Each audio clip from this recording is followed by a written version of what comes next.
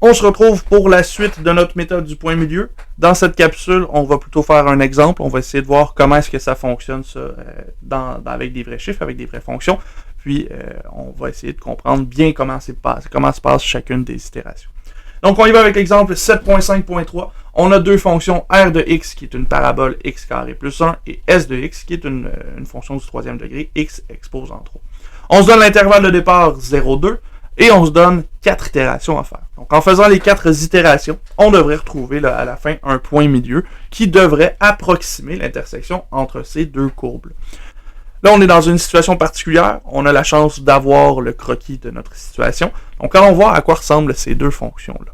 Donc, dans l'exemple 7.5.3, on voit effectivement qu'on a la fonction parabolique x carré plus 1 qui va être notre fonction r, et on a notre fonction s qui va être la fonction x exposant 3.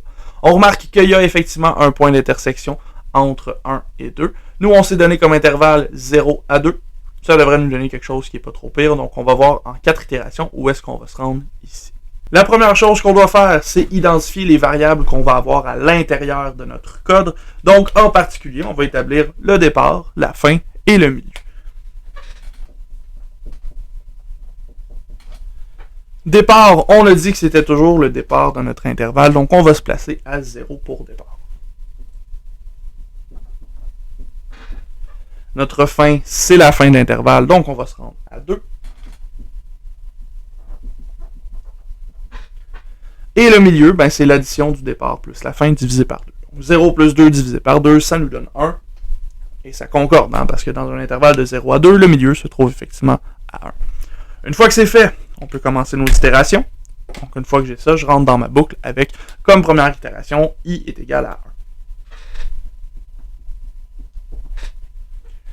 Je vais aller chercher, pour i égale 1, s évaluant 0, moins r évaluant 0.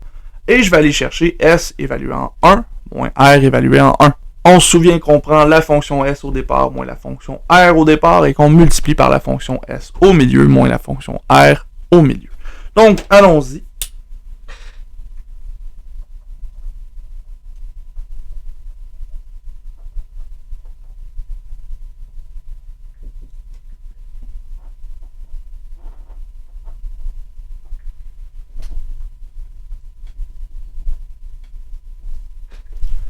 On a donc besoin de calculer S de départ, R de départ, S de milieu, R de milieu.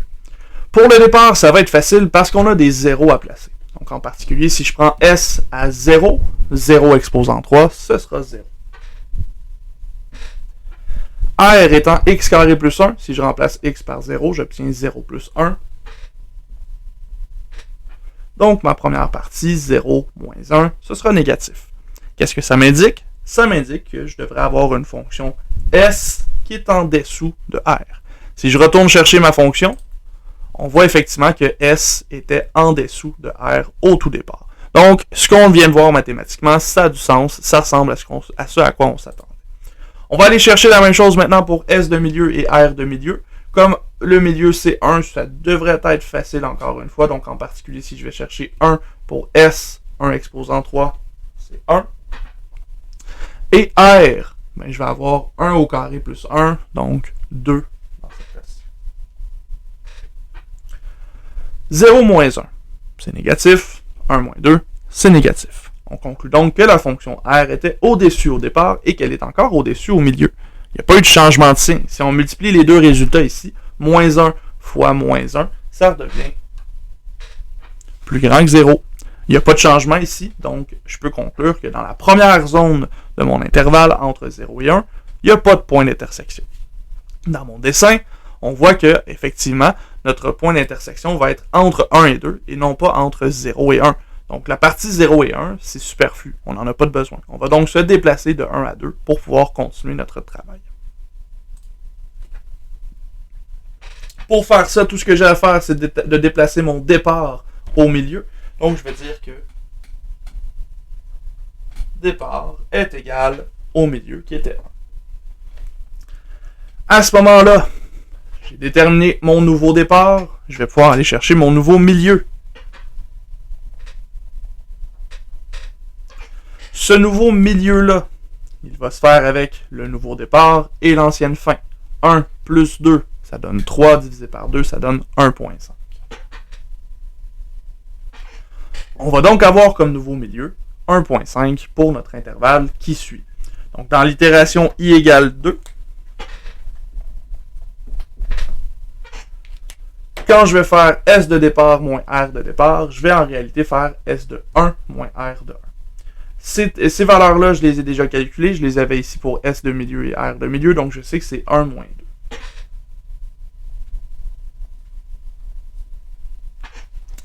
Pour le nouveau milieu, par contre, là, j'ai besoin du 1.5. Donc, il va falloir que je place 1.5 dans x à la 3 et 1.5 dans x carré plus 1. En plaçant 1.5 dans S, on va trouver que notre fonction S de 1.5 vaut 3.375. Et en plaçant 1.5 dans la fonction R, on va trouver que R de 1.5 vaut 3,25. Donc en analysant la situation, 1 moins 2, ce sera négatif, donc la fonction S était en dessous de R dans l'intervalle de 1 à 1.5. Ensuite de ça, à 3.375, pardon, moins 3.25, on s'entend que 3.25, c'est plus petit que 3.375. Donc ça ici, cette zone-là, elle va être positive. J'ai donc du négatif fois du positif. Ça devrait me donner du négatif. Qu'est-ce qu'on conclut? On conclut que la fonction S était au-dessous au départ et qu'elle est au-dessus au milieu. Donc, on a eu un changement de dynamique entre les fonctions. Il y a un point d'intersection dans cet intervalle-ci. Ça veut dire que la partie de droite plus loin, après 1.5, ne sert à rien. Donc, on va devoir couper encore notre intervalle. On va ramener notre fin un petit peu plus proche. On va la ramener à milieu, précisément. Et avec cette valeur-ci, on peut recalculer notre nouveau milieu. Le nouveau milieu va être fait avec cette fin-là et le départ qu'on avait précédemment. Donc, 1 plus 1.5 divisé par 2, on trouve un milieu à 1.25.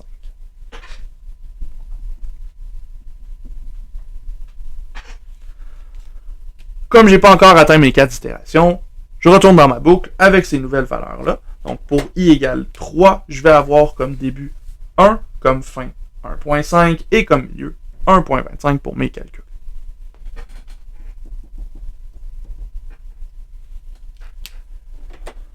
Pour le départ, ça reste les mêmes valeurs. Donc, on va aller chercher 1 moins 2 pour notre point de départ.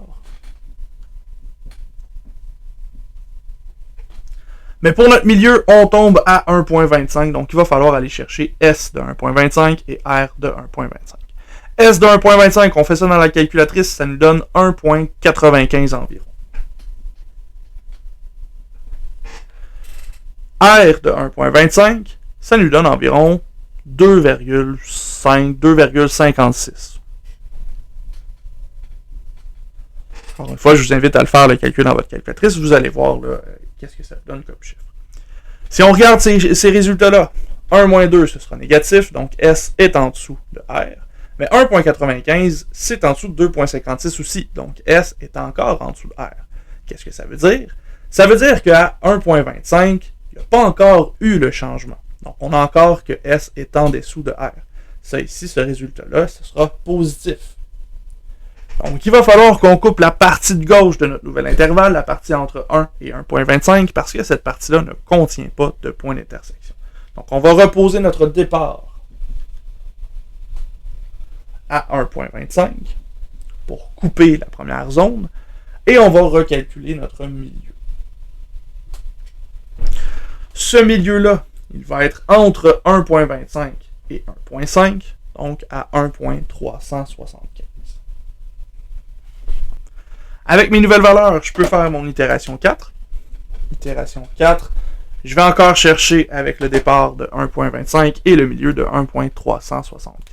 Donc, à 1.25, c'est ce qu'on a calculé tout à l'heure. On a donc encore les mêmes valeurs.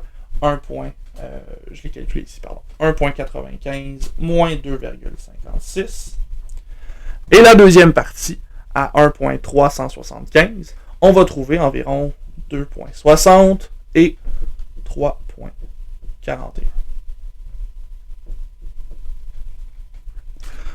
1.95, c'est plus petit que 2.56, donc la première parenthèse, le premier crochet, c'est négatif.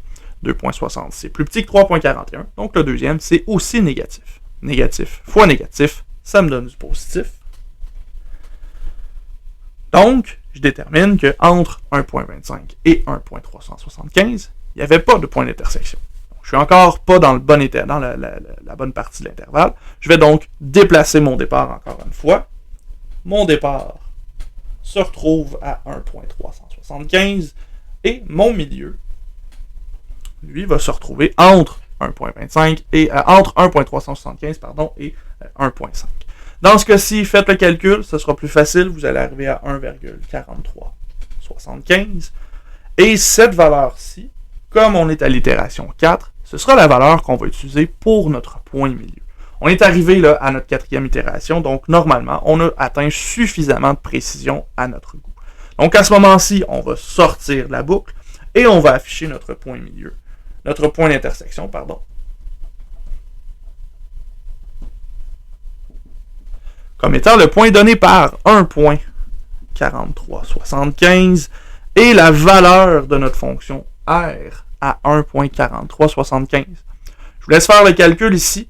On devrait trouver 3,07 environ. Et évidemment, ça, c'est celle qu'on a faite avec la parabole. Si vous aviez choisi de sortir la fonction S à la place, techniquement, si c'est un point d'intersection, les deux devraient être à peu près la même chose. Allez voir avec la fonction S, x à la 3, ici, au lieu d'avoir 3,07, vous auriez 2,97. C'est très proche l'un de l'autre. On s'entend que ce n'est pas exactement le point d'intersection parce que les valeurs ne sont pas parfaites, mais c'est très proche. En réalité, ici, notre réponse exacte, elle aurait dû être 1,4656 et notre fonction aurait été à 3,148. On remarque que notre fonction en x ici a presque les mêmes valeurs. À la troisième, rendue à la position des centièmes, on a une différence, mais c'est très petit. En y, la différence est plus importante, mais pas si pire que ça. Donc, on a quand même une bonne approximation du point d'intersection. Et tout ça, ça a été fait en vérifiant quelle fonction était au-dessus de quelle fonction à un certain point de départ, un certain point de milieu. Ça nous a permis de rétrécir l'intervalle d'une demi, rétrécir encore d'une demi, rétrécir d'une demi et rétrécir d'une demi une dernière fois pour obtenir notre intervalle à l'itération 4.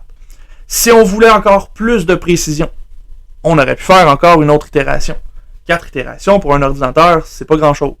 4 itérations pour un humain, c'est plus long. Ça m'a pris du temps à faire cet exemple-là, mais c'est pas si long que ça pour l'ordinateur. Donc, plus on veut une précision, plus on augmente le nombre d'itérations. Donc, ça conclut la capsule que je voulais faire avec vous. On a revu le point milieu. J'espère que ça va clarifier peut-être quelques termes, notamment les nouvelles variables départ, fin et milieu. Peut-être que ça va être plus clair pour vous. Et j'espère surtout qu'on va avoir compris l'idée derrière la modification qu'on fait, d'aller vérifier est-ce que S de départ moins R de départ fois S de milieu moins R de milieu est plus grand ou plus petit que 0. Ça nous indique là, clairement un changement dynamique entre les fonctions, c'est basé sur de l'analyse fonctionnelle, donc c'est un petit peu plus complexe à saisir.